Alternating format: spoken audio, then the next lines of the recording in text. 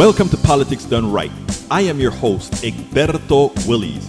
This is a progressive program that will take the mystery out of politics. This is the program that will encourage you to make sure government becomes we the people. Whether you are liberal, progressive, conservative, or otherwise, you get to air your point of view. We are an independent media outlet that, unlike mainstream media beholden to corporations, we only owe allegiance to you. Remember, you can also send me a tweet at EGBERTOWILLIES. That is at Egberto Willies. Let us engage. It is Politics Done Right. Well, folks, welcome to one more edition of Politics and Random. Egberto Willies, your host. Thank you so kindly for being part of the show. We are going to have, as usual, a great show for you today. Little change here. I think I'm going to start calling people out. Not calling out, saluting you, saying hello, hello. For those who put their, who write something and say the city and state that they're from. Why I'm doing that? Because there's a whole lot of people that show up, right? That come and watch it. And I think they just want to chill out and watch the program. So if you put your city and state, I'll call you out. If it's just log it in, so forth, I won't say anything. So remember, city, state, and I'll call you out if you have a message to say. Of course, if you put a note in there, I'm going to read your note, etc., etc., etc. Anyway, welcome aboard and thank you for being here, folks. We are going to have a great time. First of all, how was your weekend? Well, I had a great weekend, actually. In fact, I guess who I met this weekend in person? Welcome aboard, Lynette from Northeast PA, Kat from New Orleans, Louisiana. Thank you guys for being here. Again, Dallas, Texas, Mrs. Ed 25. Don't forget, just throw your city state in there and I'll call you out, and sometimes country, and I'll call you out. For those of you who I want, I love, I wish everybody do it. I love acknowledging folks, right? Because I'm thankful, first of all, that you're here. I'm honored that you're here to listen to what we have to say to help us with your ears and later on your share to change the world. That's what we want to do. We want to start with America, right? That's where we want to start. But anyhow, let me show you who I kind of broke. I should say break bread with. Let's see. Come on, where is my? When you're trying to find something and you just can't find it at the time that you're looking for it, but then as soon as you stop looking for it, bam, it pops up, and that's what I'm doing right now. So anyhow, folks, there we go. I think that's it. That's it right there. Look at who I actually was with. Do you recognize this guy? Do you recognize that guy? That is the one and only Jamie Raskin. Jamie Raskin, I enjoyed. Actually, I had a good chat with him before the program started. It was fun, and but also our lady of the hour there was the one and only Jasmine Crockett. And again, I also met up with Jasmine Crockett. Let me see if I can find her. Find her here. Yeah, there we go. And also hung out a little bit with the one and only Jasmine Crockett. It was so good. Oh, well, thank you, Lynette. Everybody wants to hear a little bit about that every so often. Thank you so kindly. Anyway, and that was Jasmine Crockett. Crockett. Anyway, folks, we had a good time. The speech that Raskin gave was, I already have it on YouTube. I'm going to be playing it for the Thanksgiving break. I'm going to put that one on KPFT and later on here. But the speech that Raskin gave, Congressman Raskin, was to die for. It was an uplifting speech. It was a speech that I think a lot of Texas people needed to hear right here. Hawk says, great job. Love listening to your podcast. Love how brilliantly intelligent you are. Well, thank you. And me and my family are crazy about your accent. And we are from Flint, Michigan. And my name is Sanja Hawk. Thank you, Sanja. Hey, let me tell you, I went to a farm in Michigan. We flew into Detroit, and then we went to a farm. We had this retreat. It was about 20 of us in one big house on the farm discussing policy. I think it was with Coffee Party, not Move to a Minute, Coffee Party. I love your state. I didn't realize that state had such beautiful green areas with lakes. I didn't know that. I really enjoyed it there. Welcome aboard, my dear brother Patrick. How you doing, sir? Michael says Michael Rudden is in the house, but actually he was in the house first. He says, Egberto, Monday's busiest day, 5 shorts today. If you have time, and I made sure no music. Where are all the counter protesters now? Top commenter Ashley Bygrave. There are a list that came out years ago and Oath Keepers members on it. Someone should take that list and compare it with the ICE roll. Wow, that's interesting, Mike. But you know what? I hope these are not too long, but I'll go ahead and play them. You know, I have faith in everything that you do, my brother. So let's go ahead and do that while, let me go ahead and put that on. Let's go ahead and do that short right now for, there we go. Let's see, get it on. Let's put it here and let's get it going right now. Let's see. Okay, there we go. I need some sound. All right, let's go. So weird. Every time there used to be these protests, there used to be these like Proud Boy counter protesters that used to show up. I wonder what happened to them. I wonder where all the Proud Boys went. I don't know, but you know that's true. I don't think I've thought about that before, but I do remember when we had all these every time we had a protest, the Proud Boys, the radical parts of the Tea Party was there.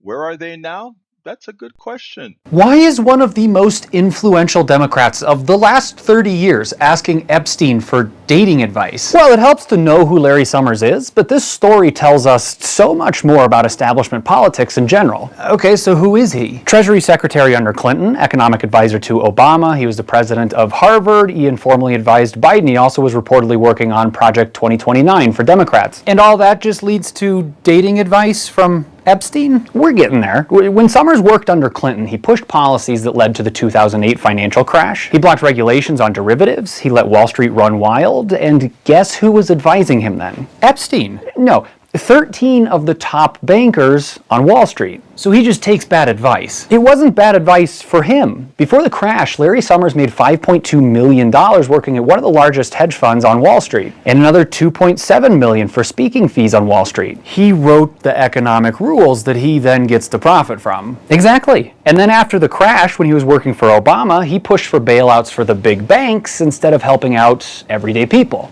Why are we still listening to him? That is the question, because meanwhile we're seeing wildly popular figures like Zoran Mamdani or Lina Khan represent a new wing of the party.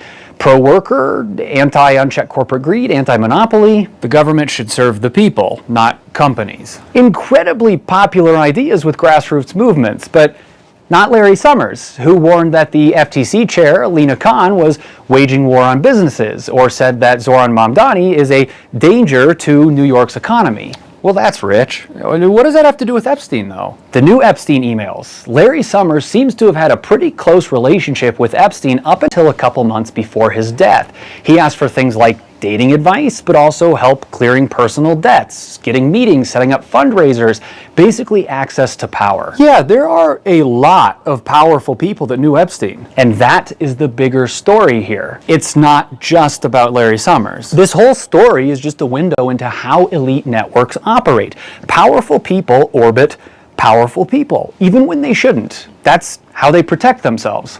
That's why we get establishment politicians who are so at odds with wildly popular grassroots movements led by people like Mamdani, who are just fighting for working class people. People like Larry Summers built enough influence that their worldview is still shaping the Democratic Party. That influence was created by building relationships with people in power, like Epstein. Some of those people are still in power.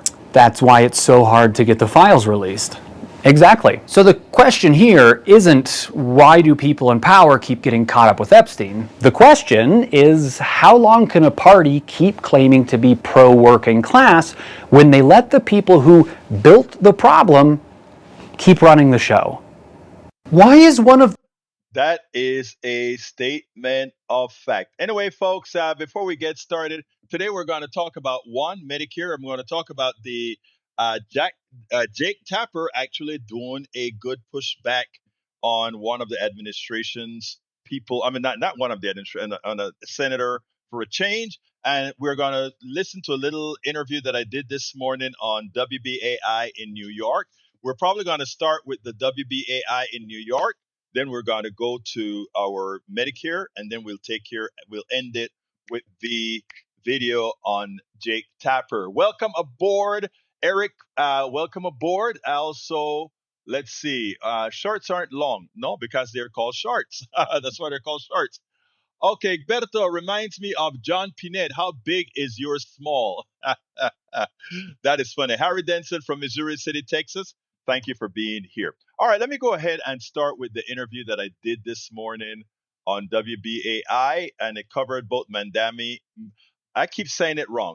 Mamdani and uh, uh, Taylor Green, Marjorie Taylor Green. So let's go ahead and play that, and then we'll take it on the other side. Extra, extra. Today, Jake Tapper, CNN host, displayed a modicum of a. Trump and Mamdani had previously engaged in a bitter war of words throughout the latter's successful bid to become the next mayor of New York City.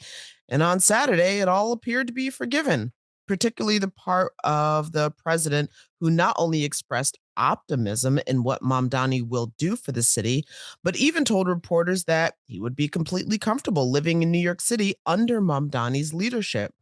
So, here to help break down this shift in tone, and that is an understatement, is our political panel and the rest of the major political developments of the week. So, our panel this morning, of course, is Egberto Willies, host of KPFT's Politics Done Right. Hello and welcome to everyone. Good morning, Jenna. Thank you All for right, having so us. yes, good morning. Okay, so Alberto, I want to bring you into the conversation and ask, what do you believe Mamdani hopes to achieve with this Oval Office meeting? I mean, again, it was, let's say, an unexpected tone to be set between these two individuals. Laura was right. Donald Trump, he showed that Mandami showed he was not scared of Donald Trump. This guy could stand up to Donald Trump. He had no fear whatsoever. And guess what? Donald Trump fears the most. Someone who doesn't fear him because he's a bully. He's a bully. He's a paper tiger. If once you show any resistance, and whether that be Nancy Pelosi or anybody else, he watches what he has to say. But I tell you what, I take it a bit deeper than what Dave had to say because, yeah, they'll fight later on, etc. But Mandami didn't only win, Mandami blasted off out of the universe. And let me tell you what I mean by that. In politics, what you want to do is neutralize your worst asset. And what Mandami did in that instant that Donald Trump said, one, you can call me a fascist. Two, I will feel honored working under, being in your city. All these sound bites are there in Donald Trump's voice, acquired in real time, that for Dave, who's going to social media now, will be exploited till kingdom come. Because every negative ad that comes out on Mandami and them trying to use Mandami as this democratic socialist prop, immediately you turn it right around and show that this socialist prop was loved and atoned by Donald Trump. So Donald Trump not only hurt his base by the way he reacted with Mandami, but he actually neutralized it. He was the biggest asset to the democratic socialist movement on that day.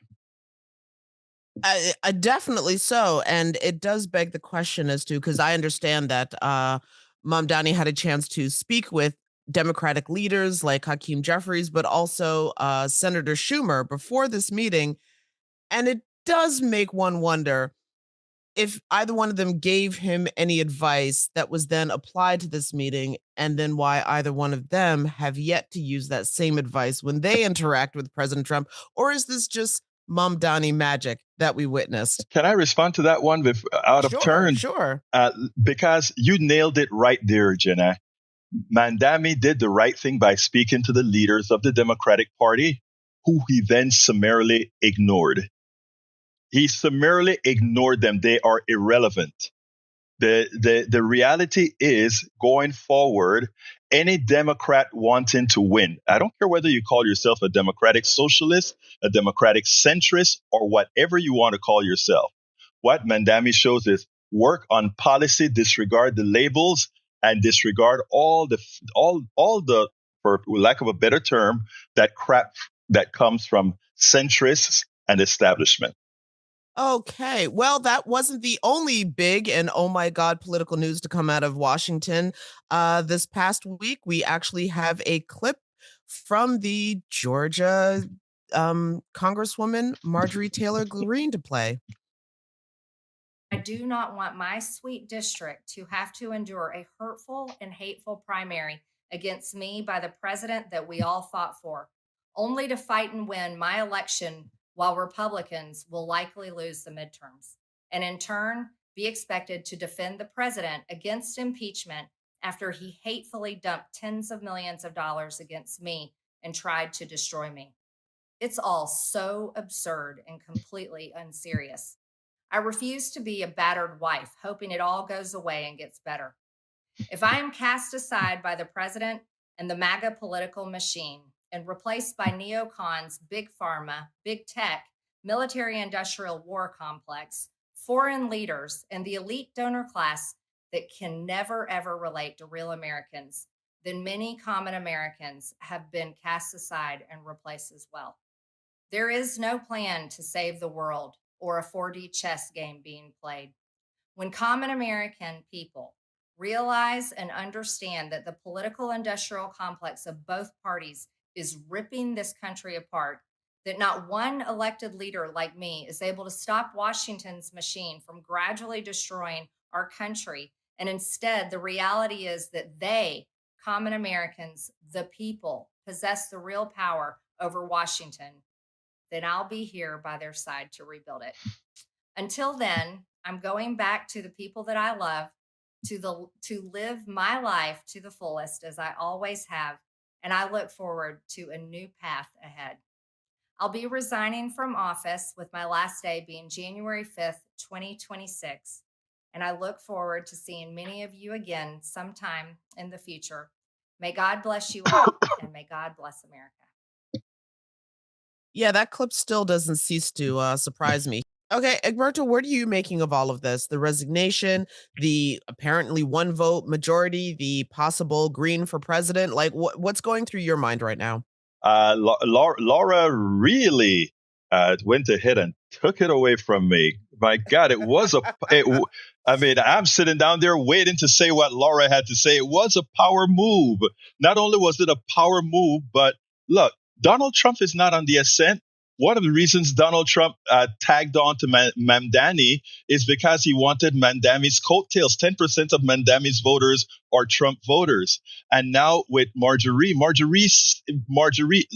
look, I don't mean to jump on this sort of sexist thing, but the women on the Republican side, along with Massey, are seeing a lot that many are not seeing. Okay, you look at I mean, and I'm not saying that they have a lot upstairs. That's not what we're talking about. We're just talking about what they're seeing. Bobert, we talk about her and the woman from North Carolina. They see the picture. Donald Trump is on the way down, not on the way up. Okay. And they see their careers as being the Mavericks. They're the McCain they're the McCain of I know, Jenna. They're the McCain of MAGA, okay, and that's where they're roaming. So I everything that Laura said, I agree with. It's a power move. It's a smart move, and you know what? Whether she gets another move in politics, she's going to make a whole lot of money doing both media and otherwise. Oh, the book deals, the possible Yes. punditry deals. Yes, those are some sweet contracts. Okay, well, I think that sets up 2026 as being definitely a political year to watch. I want to thank my panel. Unfortunately, we do have to leave it there. Bert Willies, host of KPFT's Politics Done Right. And folks, I have the panel, the entire. It's a fairly long segment. I think probably about three times that length, and there were three panelists. So I have the whole panel on YouTube as well for those of you who want to watch the whole thing. I just wanted to bring the parts that I had to say out to you. Yes, is MTG getting her pension and was going to be primaried? She likely was going to get primary. Donald Trump was probably going to do that. Secondly, I think it's important to note that when people talk to those in her district, she would have likely still won her district because the people in the district, many have already turned against Donald Trump. According to Patrick, most of the Republican presidents are demonized after their terms. Most of Republicans, yeah, but you know what? It's interesting because again, most Republican presidents have a lower GDP, they lower growth, everything. They're terrible for the economy, and that progressive I mean that establishment Democrats don't make that their cry every single day. That their ads don't show that and show that Republicans are generally 33% worse for the economy.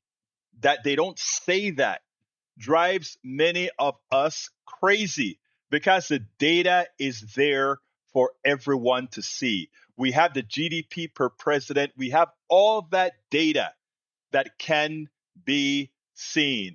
What else have I got here before I continue? I think Michael had another video that, let's see, which one is this? Everyone missing the biggest new offense from the Epstein mails. There is undoubtedly something wrong with the powerful man attempting to exchange professional access for sex. I won't play that one.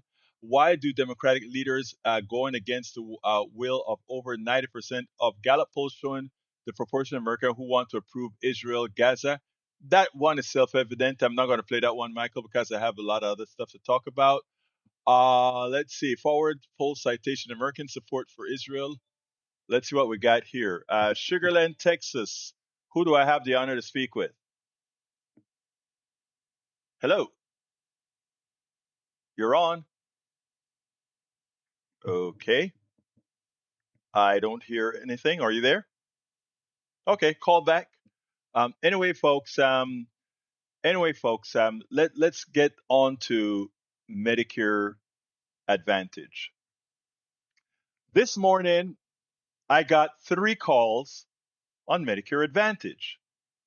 Two of them were pro medical advantage, and one was, well, you know how it goes, somebody who understood what I was saying. Actually, let me back up. I think I need to back up. I think it was three calls on Medicare Advantage, and all three calls on Medicare Advantage. Actually, I'm thinking another call. All three calls on medical advantage this morning supported it in that it was doing well for each one of them. One of the callers is somebody that I know very, very well. He's he's over 90 years old, a good friend of mine. In fact, he's a great supporter of our KPFT program and humongous supporter of the radio station. But what I he called and he started the conversation. I love my Medicare Advantage. I can see my doctor without paying anything. I go in, I can do these tests, etc., etc., and everything works perfectly for my 90-something-year-old friend, my brother. I call him my brother from another mother. This was a guy who was actually on the Donahue show, and he was also a guy that was working to get rid of the paddling in paddling people in students and teachers paddling here in Texas. He's also in support of getting rid of the death penalty in Texas. Great guy. So when he called in and talked about how great Medicare Advantage was working for him, I made him say, what he likes about it, but then he kept on going and going. And I asked him, I said, hold on a second, Jimmy. And I wanted to go ahead and point out that most people, when they really have issues, real illness issues, they generally have problems with Medicare Advantage. It's not my invention. I am not just saying that at all. That's just the reality of Medicare Advantage. My friend has the greatest experience. One of the things, like I said, he doesn't have to use it that much. And also, because he's a healthy 90-year-old, and also because the plan that he is in is likely still very profitable. Notice what they do every year. You have to renew your Medicare Advantage. First of all, to see if your plan is still in existence, or you need to go to another plan, or whatever. If it were all that good, you'll sign up for Medicare Advantage and forget about it. But every year, you have to sign up. And that sign up is not for you, that sign up is for everybody else. I mean, it's for them to ensure they can make their profit. Meaning, if they have to shut down a program, they will. I got another caller who calls in and he says, Egberto, I'm with you. I want Medicare for all, but I need to tell you that my Medicare Advantage is working very well for me. And by the way, both of these guys, Jimmy, I said, now it may be going good for you, but if other people are having problems with Medicare Advantage, don't you want it fixed? Don't you want, if it's a bad program, don't you want, they agreed with that. But then there was the person that called to pretty much give me his head in telling me that I was wrong for cutting off my friend when he was explaining Medicare Advantage because, and he just called me out and he just ran over me because, again, he sells, if I recall, this guy, I believe, sells Medicare Advantage or is somehow related to the insurance companies that do that. And in fact, this is a guy who, because he didn't like what I had to say about Medicare Advantage, also canceled his paid membership for Politics Done right here on Substack. Look, I am here to tell the truth. I am here to inform. I'm here not to not like the commercials on TV that they will not hit Medicare Advantage because all those billions of dollars that are going into those commercials for Medicare Advantage, all of us are paying for it. I am here to tell the truth. The last person that called, he was extremely upset. He thought that if somebody didn't agree with me on Medicare Advantage, that I just threw them off, which is never the case. I really just don't let them continue to talk about Medicare Advantage using all that airtime when my job is to tell the truth, not an anecdotal person having a good time or a good experience with Medicare Advantage, because there are a lot of people who have good experiences with Medicare Advantage, either because they don't use it much, two, because they don't have any very critical things happening to them right away, or their plan is still solvent. Every plan has a certain amount of sick people, a certain amount of not so sick people, and a certain amount of healthy people. But the government gets, for those sick people, the government gets a big check. I mean, the government gives Medicare Advantage a big check. For the people that are kind of sick, a little smaller check. And for the people that are very healthy, another check. And what the insurance companies try to do is they try to make you look as sick as possible to the government, but try to make you seem as on sick, as healthy as possible when you are to get paid, or when the doctors to get paid for you. In other words, they cover the difference, and they have this other thing where everything has to be pre-authorized. In other words, you are a slave to whether they decide the health care that your doctor tells you need, whether you're going to get it or not. All of that is a part of Medicare Advantage. But these three people that called me, two of them, or rather, actually, it was three that called about having it, and the fourth one was somebody who I believe sell the product. Each of these people that called, they seem more interested in protecting a group of people that cares nothing about them. I don't see how people get attached to something like insurance or get attached to something like an employer. Oh, my employer is really good. They care about me. Oh, my insurance is really good. They care about me.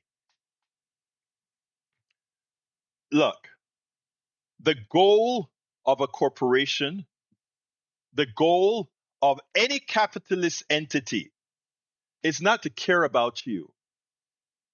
It's to make a profit. And part of making that profit is to making you believe they care about you. Because if you believe they care about you, you get people calling into a program like mine to say how good they are. But whenever the problem hits, look, companies know that there are ups and downs, but companies never believe in the down for them. The down is always for you to pay. When the profit margin of a company goes down, you pay. You get laid off, you get a salary cut, you get less hours. The executives still get the same, they get their profits, the shareholders are maintained, right? When an insurance company can no longer take, when a Medicare Advantage insurance company can no longer take care of you, they do what Johnny who called in this morning point out, a million a million elders were just let go off of Medicare Advantage because they couldn't make any money anymore. So those people, they're not left without insurance. Just the government's going to take care of them now. Medicare traditional is going to take care of them. And because that private company dumped them, they will be able to qualify for the Medigap, which is at a lower cost than if they just decided to drop Medicare Advantage, which they would not, many of them, be able to qualify for their Medigap insurance. I want to put this in simple terms. Medicare Advantage is strict, red-headed socialism for corporations where they don't lose. Whenever you become unprofitable to them, they close again. They close the. And notice they divided into many different accounts, right? You can select different Medicare Advantage programs, and any Medicare program that is unprofitable, they just close it and dump it, right? And you have to try to find another one. And if there's not other one for you to find, you can go back to the government. The government is your backstop to give you that good insurance after all. So they make money on you until they cannot make any money on you. That is why many hospitals are no longer supporting Medicare Advantage. Many hospitals, many doctors say, no mas, we're not doing Medicare Advantage. So I want all of you to understand this.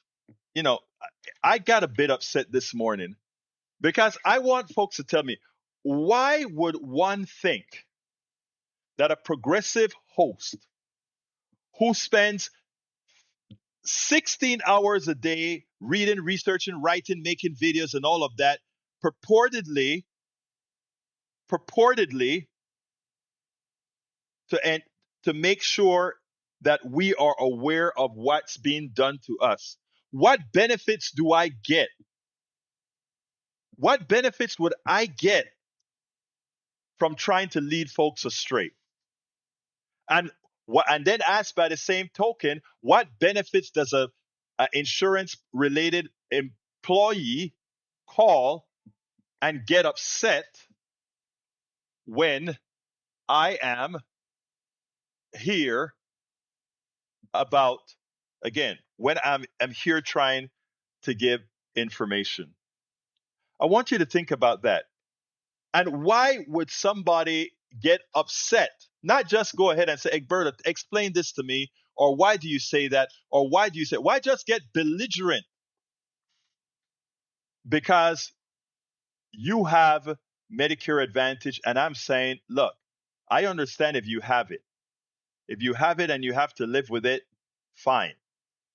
But for all the new people coming into the system, what I tell them is you have got to say no to Medicare Advantage. March KJ says, Egberto, when they call the government, no one will answer. Remember Doge, Elmo, Muskrat fired them all. Exactly right. Is Medicaid Advantage like privatizing Medicare? Lynette, Medicare Advantage is no different than the private insurance that you buy right now and how lousy it is. All the lousy things that come with private insurance is what you get with Medicare. Because remember, they have bills to pay. They have to pay their shareholders. They have to pay their executives. They have to pay their advertising. Those very expensive ads that you see on TV every day, you pay for that out of your premiums. All those databases that they use to keep your information, you pay for that. When the government controls who pays or what to pay for healthcare, it's one payer. The doctors go to one place to get paid. The pharmacists go to one place to get paid. They don't have to hire staffs. They don't have to have profits for people who sit on their butts by a pool sipping their tea. None of that has to be paid for by you. This is not rocket science at all.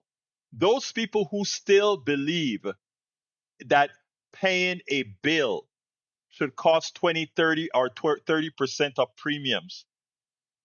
It, it is an indoctrination that is hard to break. And it is something that I'm trying, and look, it's the rest of my life, people. It's the rest of my life to talk to people who are still mutable. Now, there are some that are mutable. There are some that will never change. There are some that there are reasons why, you know, the Powell memo has so corrupted so many people that they have allowed their brains to stop thinking. Once you say capitalism is a failure, because they are so trained to believe that means Venezuela or Cuba, that somehow you can't have a conversation. It doesn't mean that, of course. It does not mean that, of course. So, folks, we got to get with the program. Lynette says, like I said this morning, sometimes people want to confirm that they made the better choice for them and don't want to hear anything that says it may have been a mistake. I've made a lot of mistakes in my life, and you just have to live with it.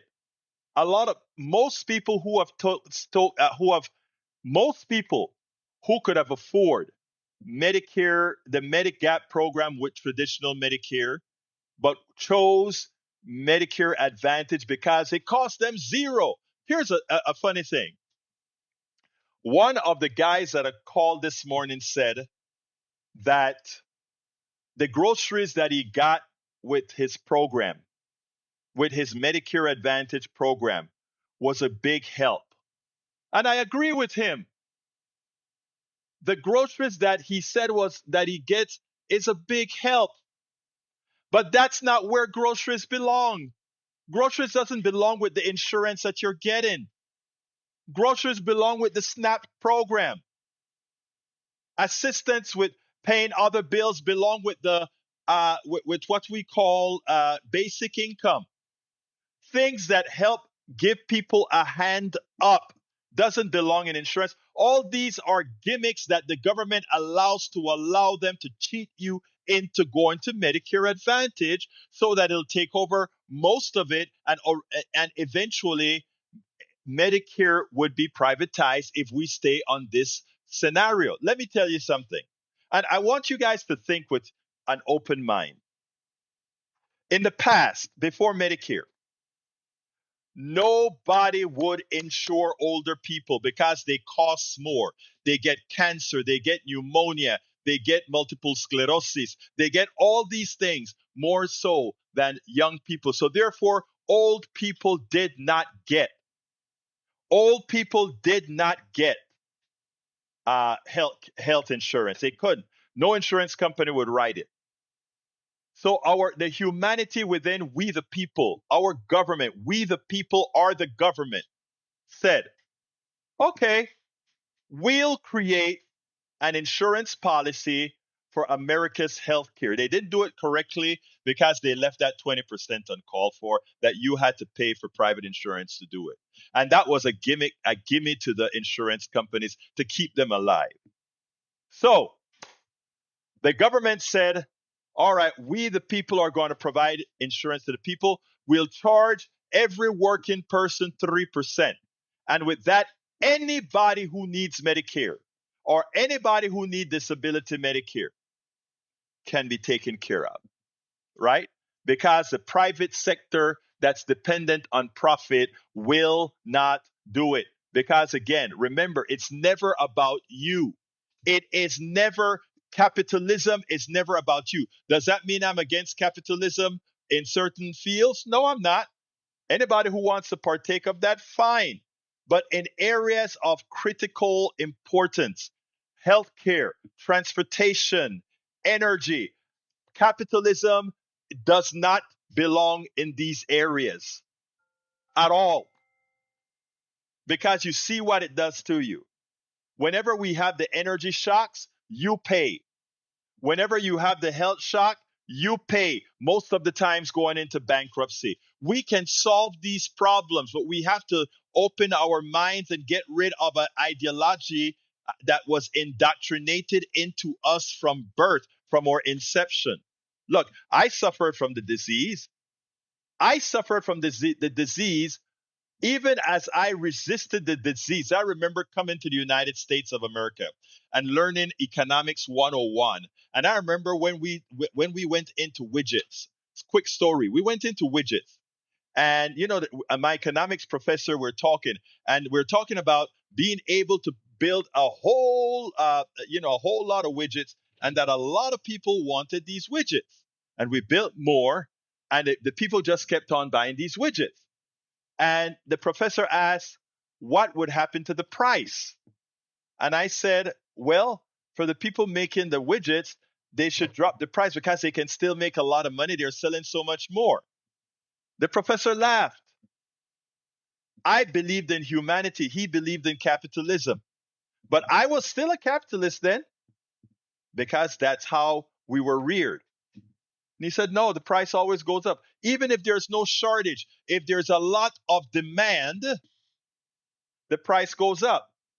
And by the way, Leader Bearcat, even with competition, that's why we pay so much for healthcare. Don't we have a lot of competing hospitals? Don't we have a lot of competing insurance companies? It's a fad. It's a fallacy that somehow creating this type of competition in these fields can somehow change prices.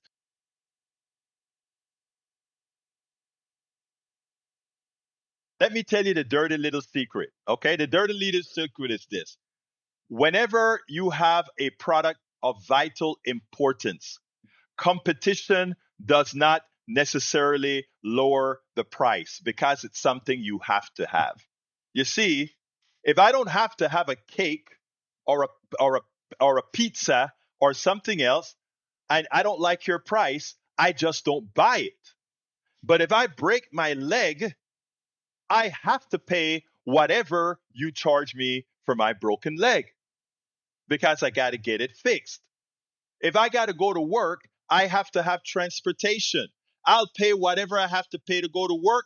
I'll pay whatever I have to pay for childcare. I'll pay whatever I have to pay for all these other items. That's why there are certain parts of our society that do not belong in the private sector. We can have private people taking care of your kids with regulations that we pay for out of the government coffers. We can have basic income to mitigate the Walmarts. We can have basic income to mitigate all these people that pays you wrongly because the current system doesn't work. People, we started this on Medicare. Medicare Advantage, again, is a fraud. I would love for any person selling Medicare Advantage to give me a call. Let's talk about it. I'd like any Medicare Advantage executive, give me a call. Let's talk about it. Drop me a line. I want to, no, call me. Let's talk about why Medicare Advantage is a fraud. Let's talk about why you mislead people to somehow let them believe that private health insurance can possibly be cheaper than a single payer system. In other words, one payer, no profit. One payer, no profit. How can that ever be more expensive than all these insurance companies having all these structures to go ahead and take your money to pay for shareholder value, to pay for dividends, to pay for executive pay, to pay all these things that aren't there in single payer? It's common sense. And it is something that we have got to get into the minds of people. All of you that are listening to me today, you know, let me ask you there. Anybody in the chats, either one of the chats, do you disagree with me that single payer is impossible for single payer to cost more than having a bunch of insurance companies? Does anybody disagree with that? Does anybody disagree with this fact? Single payer is impossible for a single payer system to be more expensive than a multi-payer system where doctors have got to have multiple people trying to figure out what insurance pays what and all of that. How could that possibly be? Anybody wants to call and defend that racket? You know, I never get a call defending the racket. Either that or I get somebody who knows nothing about math or what they're talking about, like one of the calls I got this morning. We have to tell our mothers, our fathers, our brothers, our sisters, and every single person that we come across. We have to let them know. We have to let them know the impossibility of a for-profit insurance system to be less expensive than a for-profit. The numbers are absolute. The numbers are absolute. When you put it on a ledger and you put all the numbers together, it is impossible. The only way an insurance company makes money is denying you service. Only way they can make money is to deny you service. Um, Bruce says that is probably true, not possible in our country. But let me tell you, the only way otherwise is theft. But that's not where it's at, my friends. That's not where it's at. Egberto is constantly misleading people each day. And that is a crap that I tell you guys about. When you have an immutable person that knows nothing about what they're talking about, mathematically, this person could not possibly deny what I'm talking about. But of course, when you're immutable, immutability where healthcare is concerned, immutability where healthcare is concerned becomes deplorable. I want to make this a clear statement. Immutability, where it comes to life, where it comes to humanity, that becomes deplorable. All right, let me go ahead and play our last video, and then we'll be able to close up on this. This is with Jake Tapper. Extra, extra. Today, Jake Tapper, CNN host, displayed a modicum of a spine when he interviewed Senator Bill Cassidy. And I want to tell you something. Normally, when Democrats are being interviewed, when progressives are being interviewed, when others are being interviewed, Jake Tapper is usually tough on them. But you bring a Republican into the House, he generally lets them slide. Well, all these hosts on mainstream media make them slide with a whole lot of easy comebacks or no comebacks at all. Well, today, Tapper didn't do that. And there's something that I constantly say. When these guys do well, we should give them the kudos with the expectation that these kudos, wherever it's coming from, will kind of urge them to do better, even as we know the influence from the corporatocracy would have them continue the modus operandi. But again, kudos to Jake Tapper. I want you to see how we push back on Senator Bill Cassidy here. As you know, this goes way beyond just vaccinations. A member of the Kennedy family this weekend, Tatiana Schlossberg, JFK's granddaughter, she has a moving essay in The New Yorker about her fatal cancer diagnosis. And in it, she writes, quote, "As I spent more and more of my life under the care of doctors, nurses, and researchers striving to improve the lives of others, I watched as Bobby," that's a reference to RFK Jr., "cut nearly $500 million for research into mRNA vaccines, technology that could be used against certain cancers. He slashed billions in funding from the NIH." And she goes on and on and on. RFK Jr., according to his own family, is causing real damage to the health of the United States of America. You don't seem willing to criticize him by name at all, unlike members of his family. So, Jake, clearly, this conversation, you want me to be on the record saying something negative. And, of course, it makes news if Republicans spite each other. I get that. I don't even know that he's a Republican. Rather focusing upon, or whatever. But but I'm all about how do we make America healthy? And I speak as a physician. And I don't think the tit for tat is what people are about. I don't think the inside the beltway, oh, he said, she said, he said, he said. I think what's important, Jake, and what we should be focused on right now is how do we make America healthy? You mentioned healthcare costs. Right now, some insurance policies are so expensive that people cannot afford the deductible, so they don't get the needed care. That actually has more of an impact upon making people healthy than the New Yorker essay, which is a good essay, I understand. I'm not minimizing. But if we're actually going to speak to people, get vaccinated, discuss with your physician, but also how do we help it so you can afford the health care? And so, Jake, I know it's titillating, but I think we need to move beyond the titillation into actually what matters to the American people. I'm going to turn to your health care plan because I know you really want to talk about it, but I'll just say this isn't about titillation. This is about the fact that you are the chairman of the health committee. And you voted to confirm somebody that, by all accounts from the medical and scientific community and his own family, including his dying cousin, this health secretary is actually making America less healthy when it comes to vaccines and studies. So yeah, and that was a pushback I love seeing. Let me just take up something that shows you the mentality. Mike Cisak says, "I don't agree. Single payer causes massive inflation pressure, which then makes everything more expensive. It's why single payer countries have to restrict and limit services." He didn't describe other countries.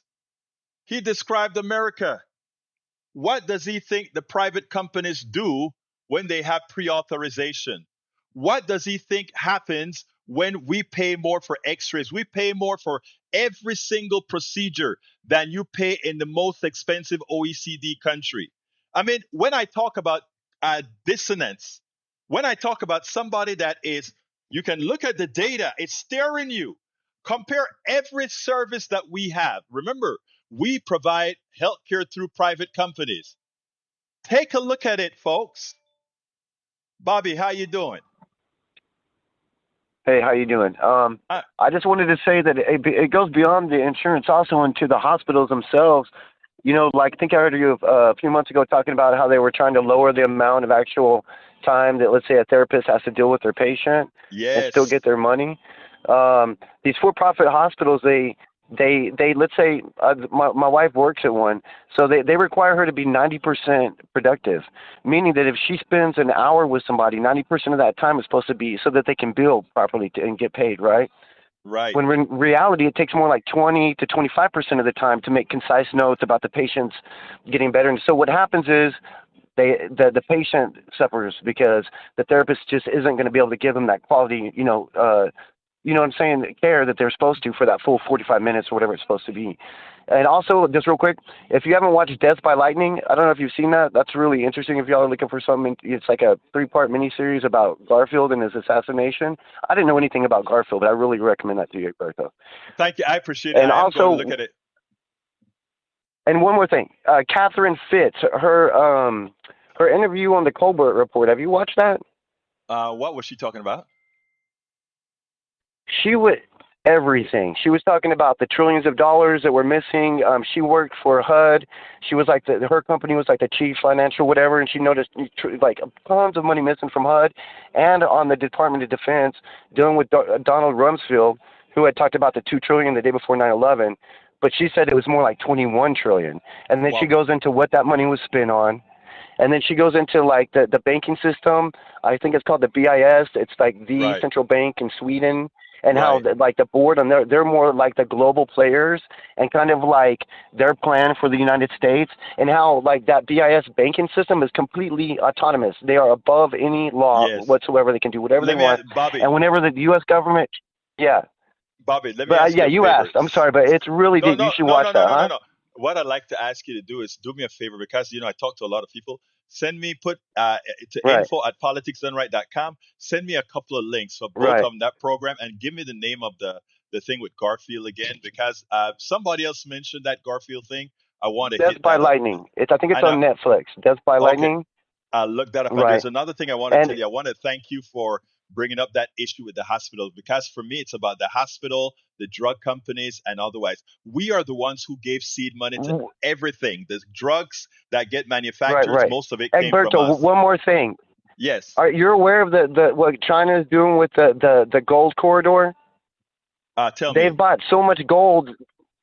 China has bought so much gold that they are going back to the gold standard, and they're trying to replace the petrodollar. They've already been buying from the Saudis in yuan instead of American currency. And what their deal is if you use their yuan at any time, you can go back to the gold corridor and exchange that yuan for actual gold like we used to do.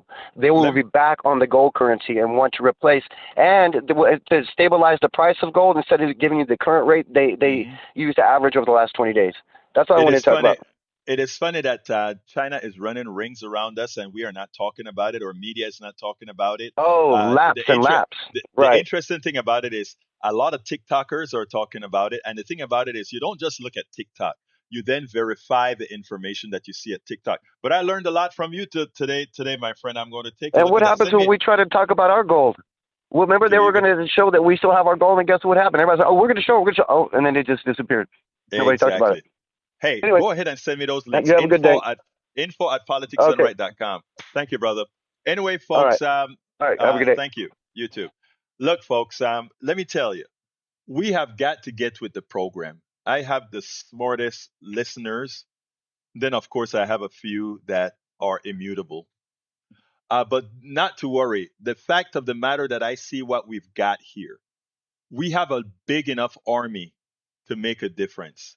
Please go out there and make a difference. I can tell you one thing. I've dedicated the rest of my life to make a difference. I love doing it. All of us can play a little tiny part or a big part, whatever we desire, whatever we have the option to. But I can tell you, we can actually do it. Anyway, folks, we're at the end of the program. I want to ask all of you that are here to please become to help do what I'm doing here. We need your support. Thank you for the kind words, Lynette. We need your support. And how best to support us? Best to support us becoming paid subscribers of our program. And to become a paid subscriber of our program, you just have to go to politicsandright.com/newsletter and find the link to become a paid subscriber. politicsandright.com/newsletter. I see a lot of paid subscribers in my chat already. Please bring some more. Please encourage others to support the program. We don't take advantage of anything. This is, in fact, if it weren't for my previous company, I would be in the poorhouse. Right now, we have been we have not broken even yet. We're still distance away from that, and I'm at the limit. So I'd love to ask you to please start becoming paid subscribers of Politics and Right by going to politicsandright.com/newsletter. politicsandright.com/newsletter. I'll put it in one more time, and I got to get out of here. Thank you for being here. Love you all. If you want to send me an email directly to me, info@politicsandright.com, info@politicsandright.com. My name is Egberto Willie. This is Politics Done Right. And you guys know how I end this baby. I am what? Out!